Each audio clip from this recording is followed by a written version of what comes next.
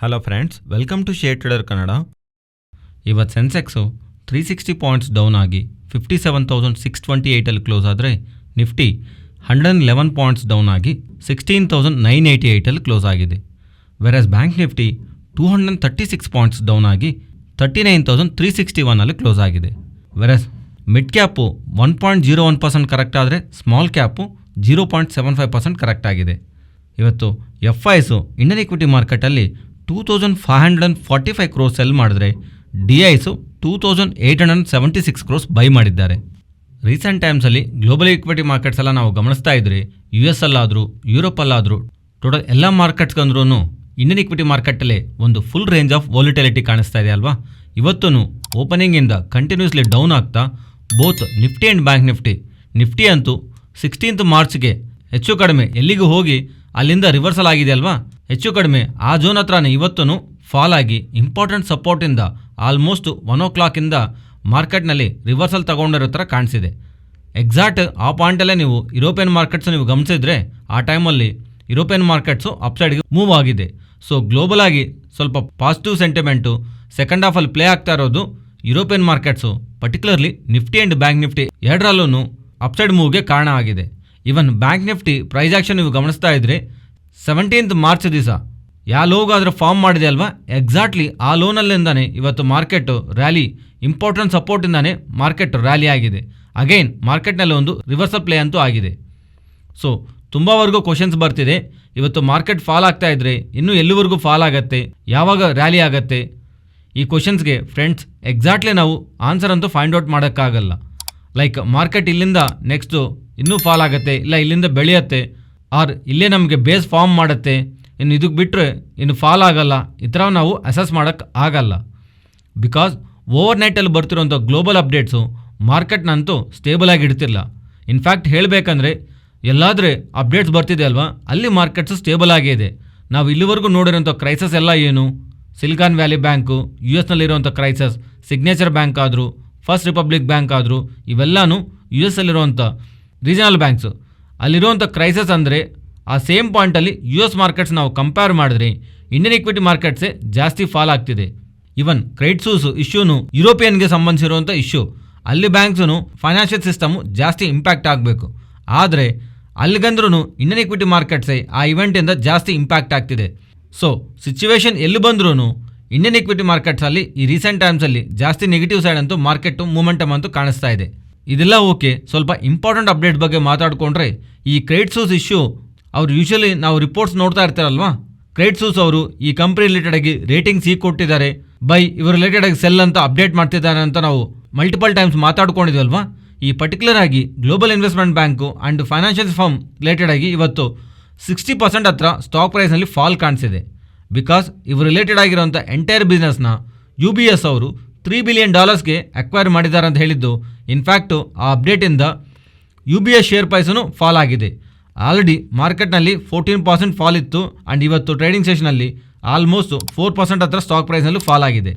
ಪ್ರೀವಿಯಸ್ಲಿನೂ credit sauce ಅವ್ರ related ಆಗಿ issues arise ಆಗಿದೆ ಅಲ್ವಾ, ಆ ಎಂಟೈರ್ ಇಶ್ಯೂಸ್ನ ಸೆಟಲ್ ಮಾಡೋದಕ್ಕೋಸ್ಕರ UBS ಅವರು ಅವ್ರ ಬಿಸ್ನೆಸ್ನ $3.2 billion ತಗೊಳ್ತಿರೋ ಥರ ಆ್ಯಂಡ್ ಇವನ್ ಅಲ್ಲಿ ಸ್ವಿಸ್ ನ್ಯಾಷನಲ್ ಬ್ಯಾಂಕ್ ಅವರು $108 billion ಹತ್ರ ಲಿಕ್ವಿಡಿಟಿ ಅಸಿಸ್ಟೆಂಟ್ ಮಾಡೋದಕ್ಕೆ ಪ್ರೊವೈಡ್ ಮಾಡ್ತಿರೋ ಥರ ಅಪ್ಡೇಟ್ಸ್ ಅಂತೂ ಬರ್ತಿದೆ. ಇದೆಲ್ಲ ಇದ್ದರೆ ಈ ರೀಸೆಂಟ್ ಟೈಮ್ಸಲ್ಲಿ ನಾವು ಅಪ್ಡೇಟ್ಸ್ ನಾವು ಗಮನಿಸಿದರೆ ಫಸ್ಟ್ ರಿಪಬ್ಲಿಕ್ ಬ್ಯಾಂಕ್ನಲ್ಲಾದರೂ, ಟಾಪ್ ಬ್ಯಾಂಕ್ಸ್ ಆಗಿರೋಂಥ JP Morgan ಅವರಾದರೂ, ಸಿಟಿ ಅವರಾದರೂ, ವೆಲ್ಸ್ ಫಾರ್ಗೋ ಅವರಾದರೂ, even bank of America, Morgan Stanley, Goldman ಸ್ಯಾಕ್ಸು ಇವರೆಲ್ಲರೂ ಮುಂದೆ ಬಂದು ಈ ಫಸ್ಟ್ ರಿಪಬ್ಲಿಕ್ ಬ್ಯಾಂಕ್ನಲ್ಲಿ $30 billion ಹತ್ರ ಡಿಪಾಸಿಟ್ಸು, ಇನ್ವೆಸ್ಟ್ಮೆಂಟ್ಸ್ ಅಲ್ಲ ಡಿಪಾಸಿಟ್ಸ್ ಮಾಡ್ತೀವಿ ಅನ್ನೋ ಥರ, ಅದೂ ಅನ್ಇನ್ಶೂರ್ಡ್ ಡಿಪಾಸಿಟ್ ಮಾಡ್ತೀವಿ ಅನ್ನೋ ಥರ ನಮಗೆ ಅಪ್ಡೇಟ್ಸು ಈ ಫಸ್ಟ್ ರಿಪಬ್ಲಿಕ್ ಬ್ಯಾಂಕ್ ರಿಲೇಟೆಡ್ ಆಗಿ ಇರೋ ಎಲ್ಲ ಇಶ್ಯೂಸ್ ಎಲ್ಲ ಕ್ಲಿಯರ್ ಆಗುತ್ತೆ ಅಂತ ಮಾರ್ಕೆಟ್ ಎಕ್ಸ್ಪೆಕ್ಟ್ ಮಾಡಿದ್ದೆ. ಬಟ್ ಸ್ಟಿಲ್ ಈ ಅಪ್ಡೇಟ್ ಆದಮೇಲೂ ಪ್ರೀವಿಯಸ್ ಟ್ರೇಡಿಂಗ್ ಸೆಷನ್ನಲ್ಲಿ 32% ಆ್ಯಂಡ್ ಇವತ್ತೂ ಮಾರ್ಕೆಟ್ ಓಪನಿಂಗಿಂದ ಪ್ರೀ ಮಾರ್ಕೆಟಲ್ಲಿ ನಿಯರ್ಲಿ 18% ಹತ್ರ ಸ್ಟಾಕ್ ಪ್ರೈಸ್ ಅಂತೂ ಡೌನ್ ಆಗಿದೆ. ಇದರಿಂದ US ಅಲ್ಲಿರುವಂಥ ರೀಜನಲ್ ಬ್ಯಾಂಕ್ಸು ಆ್ಯಂಡ್ ಇವನ್ ಯುರೋಪಲ್ಲಿರುವಂಥ ಸ್ವಲ್ಪ ಬ್ಯಾಂಕ್ಸು ಆರ್ ಸ್ವಲ್ಪ ಬಿಗ್ ಬ್ಯಾಂಕ್ಸ್ ರಿಲೇಟೆಡ್ ಆಗಿರೋಂಥ ಅನ್ಸರ್ಟನಿಟೀಸ್ ಅನ್ನೋದು ಸ್ಟಿಲ್ ಇನ್ನೂ ಕಂಟಿನ್ಯೂ ಆಗ್ತಾನೇ ಇದೆ. ಇದೆಲ್ಲ ನಮಗೆ ನೆಗೆಟಿವ್ ಆಗಿ ಕಾಣಿಸ್ತಾ ಇದೆ ಅಲ್ವಾ. ಬಟ್ ಫ್ರೆಂಡ್ಸ್, ನಾವು ಪಾಸಿಟಿವ್ ಆಗಿ ತೊಗೋಬೇಕಾಗಿರೋಂಥ ಎಲಿಮೆಂಟ್ ಏನಂದರೆ ಈ ಇಶ್ಯೂಸು ಆರ್ ಈ ಥರ ರಿಸ್ಕ್ ಇದೆ, ಇದರ ರಿಲೇಟೆಡ್ ಆಗಿ ಕ್ರೈಸಸ್ ನಡೀತಾ ಇದೆ ಅಂತ ತಿಳಿದಿರೋಂಥ immediately silicon valley bank related ಆಗಿ ಗೌರ್ಮೆಂಟ್ ಮುಂದೆ ಬಂದಿದೆ. ಫಸ್ಟ್ ರಿಪಬ್ಲಿಕ್ ಬ್ಯಾಂಕ್ ರಿಲೇಟೆಡ್ ಆಗಿ ಇರುವಂಥ ಟಾಪ್ ಬ್ಯಾಂಕ್ಸ್ ಎಲ್ಲಾನು ಸಿಗ್ನೇಚರ್ ಬ್ಯಾಂಕ್ ರಿಲೇಟೆಡ್ ಆಗಿನೂ ಸಿಮಿಲರ್ ಟೈಪ್ ಆಫ್ ಸಿನಾರಿಯೋನು ಆ್ಯಂಡ್ ಕ್ರೆಡಿಟ್ ಸೂಸ್ ರಿಲೇಟೆಡ್ ಆಗಿ UBS ಅವರು ಅಲ್ಲಿರುವಂಥ ಸ್ವಿಸ್ ನ್ಯಾಷನಲ್ ಬ್ಯಾಂಕ್ಸ್ ಅವರೆಲ್ಲರೂ ಮುಂದೆ ಬಂದು ಯಾವುದಾದ್ರೂ ರಿಸ್ಕು ಪ್ರೆಸೆಂಟ್ ಸಿಸ್ಟಮ್ನಲ್ಲಿ ಇದೆಯಲ್ವಾ ಅದನ್ನು ಕಂಟೈನ್ ಮಾಡೋದಕ್ಕೆ, ಅದನ್ನು ಬೇರೆ ಬ್ಯಾಂಕ್ಸ್ ಮೇಲೆ ಎಂಟೈರ್ ಈ ಫೈನಾನ್ಷಿಯಲ್ ಸೆಕ್ಟರ್ ಮೇಲೆ ಬೀಳದೆ ಥರ ಕಂಟೈನ್ ಮಾಡೋದಕ್ಕೆ ಪ್ರೋ ಆ್ಯಕ್ಟಿವ್ ಆಗಿ ಅವರು ಮುಂದೆ ಬಂದು ಬೇರೆ ಬೇರೆ ಸ್ಟೆಪ್ಸ್ ತಗೊತಾ ಇದನ್ನು ಸ್ಟಾಪ್ ಮಾಡಬೇಕಂತ ಪ್ರಯತ್ನ ಮಾಡ್ತಿದ್ದಾರಲ್ವಾ. ಆ್ಯಂಡ್ ಈ ವೀಕೆಂಡ್ನಲ್ಲಿ US ಟ್ರೆಜರಿ ಆಗಿರೋಂಥ ಜೆನೆಟ್ ಎಲೆನ್ ಅವರಿಂದನೂ and US fed chairman and Powell ಅವರಿಂದನೂ ಇವರಿಬ್ಬರಿಂದನೂ ಕಂಬೈಂಡ್ ಆಗಿ ಸ್ವಲ್ಪ ಸ್ಟೇಟ್ಮೆಂಟ್ಸ್ ಅಂತೂ ಬಂದಿದೆ. US banking system or financial system ಎಲ್ಲನೂ ವೀಕ್ ಆಗಿಲ್ಲ ಅಂತ ತುಂಬ ಸ್ಟ್ರಾಂಗ್ ಆಗಿರೋ ಥರ ಆ್ಯಂಡ್ ಗ್ಲೋಬಲ್ ಆಗಿರೋಂಥ ಕ್ರೈಸಿಸ್ನ ತಡೆಯೋದಕ್ಕೆ US ಬ್ಯಾಂಕ್ಸು ರೆಡಿಯಾಗಿರೋ ಥರ ಆ್ಯಂಡ್ ಅವರಿಂದನೂ ಸ್ಟೇಟ್ಮೆಂಟ್ಸು ಕಾಣಿಸ್ತಾ ಇದೆ. ಆ್ಯಂಡ್ ಈಗಿರೋವಂಥ ಈ ಸಿನಾರಿಯೋನ means banking crisis and financial related ಆಗಿರೋಂಥ ಇಶ್ಯೂಸ್ನ ಫೈಟ್ ಮಾಡೋದಕ್ಕೆ ಒಂದು ಸೆಂಟ್ರಲ್ ಬ್ಯಾಂಕ್ ಅಲ್ಲ, ತುಂಬ ಸೆಂಟ್ರಲ್ ಬ್ಯಾಂಕ್ಸು ಮುಂದೆ ಬರ್ತಿದೆ. Bank of Japan and European related ಆಗಿರೋಂಥ central banks and bank of Canada and USಗೆ ಸಂಬಂಧಿಸಿರುವ ಫೆಡ್ ಅವರಾದರೂ ಇವರೆಲ್ಲರೂ ಡಾಲರ್ ಸ್ವ್ಯಾಪ್ ಲೈನ್ನ ಡೈಲಿಗೆ ತೊಗೊಂಡು ಬಂದಿದ್ದಾರೆ. ಇದನ್ನು ಮಾಡೋದಕ್ಕೆ ಕಾರಣವಾಗಿ ಲಿಕ್ವಿಡ್ ಆಪರೇಷನ್ಸು ಬೆಟರಾಗಿ ಮಾಡಿ ಬ್ಯಾಂಕಿಂಗ್ ಕ್ರೈಸಿಸ್ನ ಈಸ್ ಮಾಡೋದಕ್ಕೆ ಮಲ್ಟಿಪಲ್ ಸೆಂಟ್ರಲ್ ಬ್ಯಾಂಕ್ಸ್ ಎಲ್ಲನೂ ಮುಂದೆ ಬರ್ತಿದೆ. ಇವೆಲ್ಲನೂ ಈಗಲೇ ಮಾಡಿದಾರಾ, ಇವೆಲ್ಲ ರೆಗ್ಯುಲರ್ ಆಗಿ ಮಾಡ್ತಾ ಇದ್ದಾರಾ ಅಂದರೆ ಫ್ರೆಂಡ್ಸ್, ಈ ಟೈಪ್ ಆಫ್ ಸ್ಟೆಪ್ಸ್ ಎಲ್ಲನೂ ಸೆಂಟ್ರಲ್ ಬ್ಯಾಂಕ್ಸು ರೆಗ್ಯುಲರ್ ಆಗಿ ತಗೊಳ್ಳಲ್ಲ. ಇದಕ್ಕೆ ಮುಂಚೆ ಐ ಥಿಂಕ್ ವೈರಸ್ ರಿಲೇಟೆಡ್ ಆಗಿ ಇವೆಂಟ್ ಸ್ಟಾರ್ಟ್ ಆಗಿದೆ ಅಲ್ವಾ, ಆವಾಗ ತಗೊಂಡಿದ್ದಾರೆ. ಅದಕ್ಕೆ ಮುಂಚೆ 2008 ಮಾತ್ರನೇ ಲೇಮಾನ್ ಬ್ರದರ್ಸ್ ಕೊಲಾಪ್ಸು, ಆವಾಗ ಮಾತ್ರನೇ ಈ ಥರ ಸ್ಟೆಪ್ಸ್ ತಗೊಂಡಿದ್ದಾರೆ. ಅದಾದಮೇಲೆ ಈಗ ಮಾತ್ರನೇ ತಗೊತಿದ್ದಾರೆ. ಸೊ ಈ financial stress and financial banking related ಆಗಿರೋಂಥ ಕ್ರೈಸಸ್ನ ಈಸ್ ಮಾಡೋದಕ್ಕೆ ಸೆಂಟ್ರಲ್ ಬ್ಯಾಂಕ್ಸ್ ತೊಗೊತಿರೋಂಥ ಈ ಮೆಜರ್ಸ್ ಎಲ್ಲನೂ ಮಾರ್ಕೆಟ್ ರಿಲೇಟೆಡ್ ಆಗಿ ಸ್ವಲ್ಪ ಸ್ಟೆಬಿಲಿಟಿನಂತೂ ತೊಗೊಂಡು ಬರುತ್ತೆ ಅಂತ ಎಕ್ಸ್ಪೆಕ್ಟೇಷನ್ಸ್ ಅಂತೂ ಮಾರ್ಕೆಟಲ್ಲಿದೆ. ಆದರೆ ಇಂಡಿಯನ್ ಇಕ್ವಿಟಿ ಮಾರ್ಕೆಟ್ಸಲ್ಲಿ ಮಾತ್ರ ಸ್ವಲ್ಪ ಜಾಸ್ತಿ ನೆಗೆಟಿವ್ ಆಗಿ ರೀಸೆಂಟ್ ಟೈಮ್ಸಲ್ಲಿ ರಿಯಾಕ್ಟ್ ಆಗಿದೆ. ರೀಸೆಂಟ್ ಟೈಮ್ಸಲ್ಲಿ ಅಗೇನ್ ಈ ಬ್ಯಾಂಕಿಂಗ್ ಕ್ರೈಸಿಸ್ ಕಾರಣವಾಗಿ ಮಾರ್ಕೆಟ್ ಕ್ರ್ಯಾಶ್ ಆಗತ್ತಂತ ಒಂದು question mark even till today ಈ ಪಾಯಿಂಟಲ್ಲೂ ಡೇಟಾ ನಾವು ನೋಡ್ತಾ ಇದ್ರೆ ಒಂದು ಕ್ರ್ಯಾಶು ಮಾರ್ಕೆಟ್ ಕ್ರ್ಯಾಶ್ಗೆ ಇಂಡಿಕೇಶನ್ ಅನ್ನೋ ಥರ ಒಂದು ಡೇಟಾ ಪಾಯಿಂಟು ನಮಗೆ ಕಾಣಿಸ್ತಾ ಇಲ್ಲ. ಮಾರ್ಕೆಟ್ ಫಾಲ್ ಇಲ್ಲಿಂದ ಇನ್ನೊಂದು 500,000 ಪಾಯಿಂಟ್ಸು ಮಾರ್ಕೆಟ್ ಫಾಲ್ ಆಗೋದು ಬೇರೆ, ಎಂಟೈರ್ ಫೈನಾನ್ಷಿಯಲ್ ಸೆಕ್ಟರು ಕೊಲಾಪ್ಸ್ ಆಗ್ತಾ ಒಂದು ಬಿಗ್ ಕ್ರ್ಯಾಶು ಮಾರ್ಕೆಟಲ್ಲಿ ಬರೋದು ಬೇರೆ. ಲೈಕ್ ನಮಗೆ 2020ನಲ್ಲಿ ಬಂದಿರೋಂಥ ಕ್ರ್ಯಾಶ್ ಅನ್ನೋದು ಬರೋದು ಬೇರೆ. ಆ ಥರ ಕ್ರ್ಯಾಶಸ್ಸು ಆರು ಬಿಗ್ ಫಾಲು ಡೀಪ್ ಫಾಲು ಮಾರ್ಕೆಟ್ನಲ್ಲಿ ಕಾಣಿಸೋಂಥ ಪ್ರಾಬಬಿಲಿಟಿ ಅಂತೂ ಆ್ಯಸ್ ಆಫ್ ನಾವು ಕಾಣಿಸ್ತಾ ಇಲ್ಲ. ಆದರೆ ರೀಸೆಂಟ್ ಟೈಮ್ಸಲ್ಲಿ ನಾವು ಮಲ್ಟಿಪಲ್ ಟೈಮ್ಸ್ ಗಮನಿಸಿರೋ ಒಂದು 17,250 ಬಿಲೋ ಇರೋವರೆಗೂ ಮಾರ್ಕೆಟ್ ರಿಲೇಟೆಡ್ ಆಗಿ ಬುಲ್ಲಿಶ್ ಆಗಿರೋದಕ್ಕೆ ಟೆಕ್ನಿಕಲಿ ನಮಗೆ ಪ್ರೈಸ್ ಆ್ಯಕ್ಷನ್ ಪರವಾಗಲೂ ಲಾಜಿಕ್ ಅಂತೂ ಇಲ್ಲ. ಬಿಲೋ 17,250 ನಾವು ಮಾರ್ಕೆಟ್ನ ಬೇರಿಶಾಗೆ ನೋಡಬಹುದು.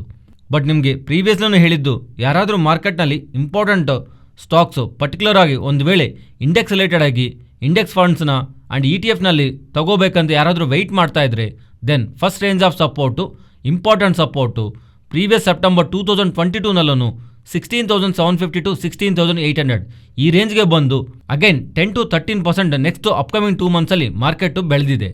ಅದರಿಂದ ಇನ್ವೆಸ್ಟ್ಮೆಂಟ್ ರಿಲೇಟೆಡ್ ಆಗಿ ಮಾರ್ಕೆಟು ಜಾಸ್ತಿ ಕರೆಕ್ಟ್ ಆಗೋದಕ್ಕೆ ಇನ್ನು ಚಾನ್ಸ್ ಇಲ್ಲ ಅಂತ ಭಾವಿಸ್ತಾ ಇರ್ತಾರಲ್ವ ತುಂಬ ಜನ.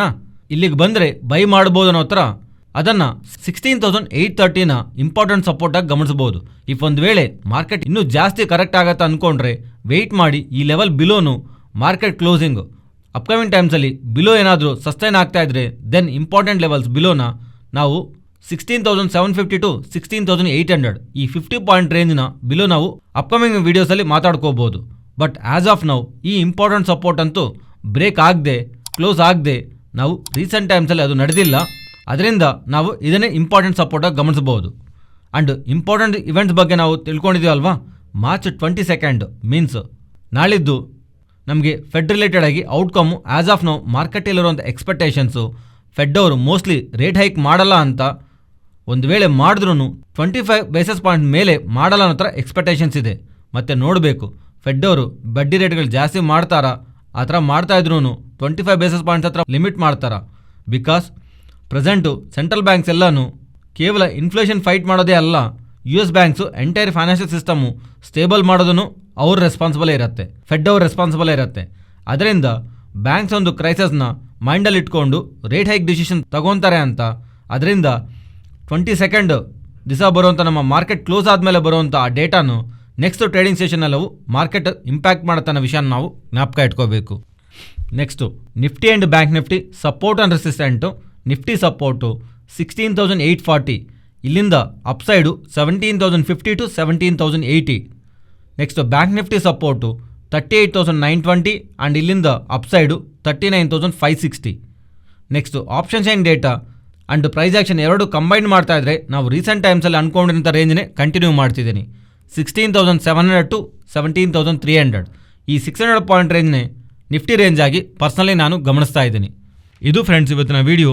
ಈ ವಿಡಿಯೋದಲ್ಲಿ ನಾವು ಶೇರ್ ಮಾಡಿರೋಂಥ ಕಂಟೆಂಟ್ ವ್ಯಾಲ್ಯೂಬಲ್ ಆಗಿದ್ರೆ ತಪ್ಪದೇ ನಮ್ಮ ಚಾನಲ್ನ ಸಬ್ಸ್ಕ್ರೈಬ್ ಆಗಿ ಆ್ಯಂಡ್ ಬೆಲ್ ಐಕಾನ್ ಕ್ಲಿಕ್ ಮಾಡಿ ಆಲ್ ನೋಟಿಫಿಕೇಶನ್ಸ್ ಆಕ್ಟಿವೇಟ್ ಮಾಡ್ಕೊಳ್ಳಿ. ಈ ಡೇಟಾ ನಿಮ್ಮ ಫ್ರೆಂಡ್ಸ್ ಆ್ಯಂಡ್ ಫ್ಯಾಮಿಲಿ ಮೆಂಬರ್ಸ್ಗೆ ಯೂಸ್ ಆಗುತ್ತಂದರೆ ತಪ್ಪದೇ ಶೇರ್ ಮಾಡಿ. Thank you.